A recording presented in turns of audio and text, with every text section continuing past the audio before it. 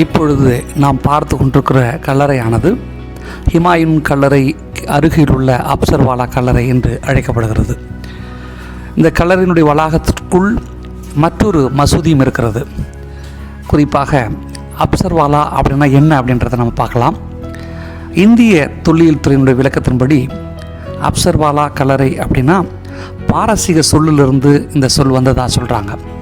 குறிப்பாக அப்சர் அப்படின்ற சொல்லுக்கு அதிகாரி என்று பொருள் பாரசீக மொழியில். இங்கே இருக்கிற ஒரு கட்டடத்துக்கு தான் ஒரு அதிகாரினுடைய கல்லறையாகவோ அல்லது ஒரு இராணுவ தளபதியின் நினைவிடமாகவோ இருந்திருக்கலாம் அப்படின்னும் சொல்லப்படுது. ஆனால் மிக சமீபத்திய கோட்பாட்டில் இன்னொரு கருத்தையும் முன்வைக்கிறாங்க. அதாவது அப்சர் அல்லது அப்சர் அல்லது அப்சார் என்பது டிரான்காகசியே அப்படின்னு ஒரு பகுதியை சார்ந்த ஒரு பழங்குடியினருடைய பெயராக இருக்கலாம் அப்படின்னு சொல்கிறாங்க. குறிப்பாக முகலாய பேரரசின் ஆரம்பகால அரசவையில் இந்த பழங்குடி இனத்தை சேர்ந்த பல மக்கள் பணியாற்றி இருக்கிறாங்க. அவர்களில் ஒருவராக கூட இந்த கல்லறை இருக்கலாம் அப்படின்னு சொல்லப்படுது. ஆனால் 1555 ஹுமாயூன் இந்தியாவுக்கு திரும்பி இழந்து தனது ஆட்சியை மீண்டும் கைப்பற்ற உதவியவர் தான் இவர் அப்படின்னு சொல்கிறாங்க. சரி, இப்போது நம்ம இந்த கல்லறை அமைந்திருக்கிற முகப்பு பகுதியில் நின்றுட்டுருக்குறோம். உள்ளே போய் பார்க்கலாம். இதற்குள்ள 3 கல்லறைகள் இருக்குது. இந்த 3 கல்லறைகள் நான் ஏற்கனவே சொன்னது போல் யார் அப்படின்றது சரியான குறிப்புகள் இல்லை. இந்த 3 கல்லறைகளில் ஒரு கல்லறையில் 974 என்ற எண் பொறிக்கப்பட்டிருக்குது. இஸ்லாமிய கோட்பாட்டின்படி இந்த எண் ஹிஜ்ரி ஆண்டு அப்படின்னு ஒரு கணக்குப்படி அவங்க சொல்கிறாங்க. குறிப்பாக கிபி 1566 கிபி 1567 ஆகிய காலங்களை இதை குறித்து சொல்லுது. இப்போது நாம் பார்த்துக்கிட்டு இருக்கிற இடம் இந்த அப்சர்வாலா கல்லறையினுடைய உள்பகுதியில் எடுத்துகிட்ருக்கிறோம். 3 கல்லறைகள் அமைக்கப்பட்டிருக்குது. 3 கல்லறையுமே பளிங்கு கற்களால் செய்யப்பட்டிருக்கிற ஒரு காட்சியை நம்மளால் பார்க்கலாம்.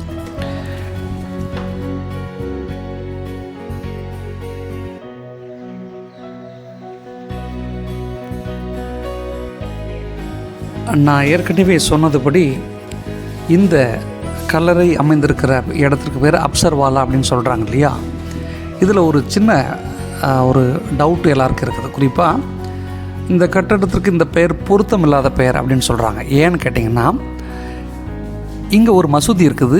அது அக்பர் காலத்தில் சுமார் கிபி 1577 1581 குல்பாதன் பேகம் என்பவரால் தான் இங்கே இருக்கிற அந்த மசூதி கட்டியிருக்கிறாங்க.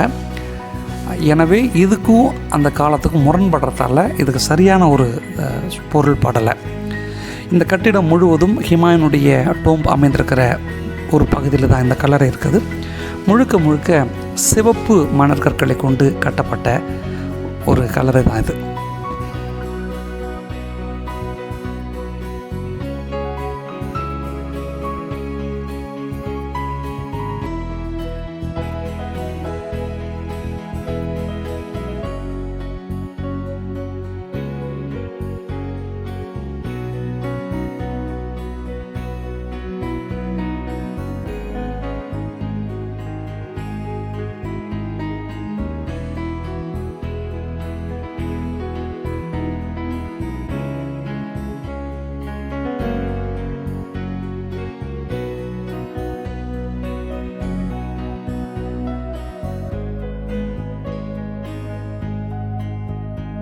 தொல்லியல் சான்றுகளின்படி 1560 மற்றும் 1567 ஆண்டுகளுக்கு இடைப்பட்ட ஒரு காலத்தில் தான் இப்போது இருக்கிற மசூதியை அவங்க கட்டியிருக்கிறாங்க.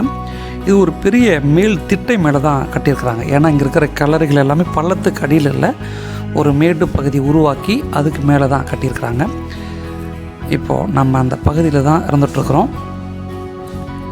ஒரே ஒரு குவி மாடம் மிக பிரம்மாண்டமாக இங்கே காட்சி கொடுக்குறது நம்மளால் பார்க்க முடியுது. குறிப்பாக சிவப்பு மணற்கற்கள் மற்றும் பளிங்கு கற்கள் ரொம்ப வரிசையாக அழகாக நேர்த்தியாக அடுக்கி இந்த கட்டிடத்தை கட்டியிருக்கிறாங்க. இந்திய தொல்லியல் துறையினுடைய கட்டுப்பாட்டில் இருக்கிற இந்த கல்லறையை நம்ம எப்போ வேணாலும் பார்க்கலாம். இப்போது நாம் இருக்கிற இடம் கல்லறையினுடைய உட்பகுதியில் இருந்து இந்த காட்சியை பார்த்துட்ருக்குறோம். ஏற்கனவே நம்ம சொன்னதுபடி ஹுமாயூனுடைய கல்லறை எப்படி அமைக்கப்பட்டிருக்கிறதோ அதுபோல் எண்கோண வடிவில் தான் இந்த கல்லறை அமைச்சிருக்கிறாங்க. குறிப்பாக எண்கோணத்தின் ஒவ்வொரு பக்கத்துலேயும் ஒரு சதுர வடிவ நுழைவாயிலும் அது கூட ஒரு சின்ன வளைவும் உள்ளது. ரொம்ப அழகாக நேர்த்தியாக உள்ளே இருக்கிற ஒரு சின்ன சின்ன அறைகளுக்கும் வளைவுகள் அமைச்சிருக்கிறத நம்மளால் பார்க்க முடியுது.